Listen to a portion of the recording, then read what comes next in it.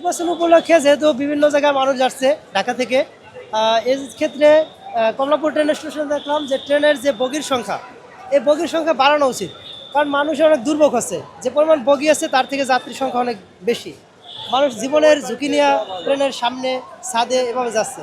কাজে এগুলো নিরসনের জন্য সরকারের অতি দ্রুত অন্ততপক্ষে ট্রেনের বগি সংখ্যা বাড়িয়ে দেওয়া উচিত এখন থেকে, এবং নির্বাচন পরবর্তী সময় মানুষ যখন ঢাকার উদ্দেশ্যে আসবে, এই দুইটা ক্ষেত্রে। এটা আমি একজন সাধারণ নাগরিক হিসেবে চাওয়া।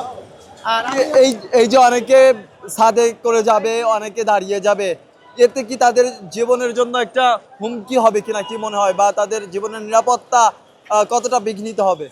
এক্ষেত্রে তো জীবনের একটা মানে ঝুঁকি থাকেই। কারণ যখন সে ছাদে যাচ্ছে, হতে পারে ছাদ থেকে অন্য একটা জায়গায় বাড়ি খেয়ে সে পড়ে যেতে পারে। তো জীবনের ক্ষেত্রে একটা নিরাপত্তাহীনতায় তারা যাচ্ছে, তো তারপরে তারা যাচ্ছে। এক্ষেত্রে এই ঝুঁকিটা নিরসনের জন্য রেল মন্ত্রণালয় থেকে অন্ততপক্ষে কিছু সংখ্যক বগি বাড়াই দেওয়া উচিত।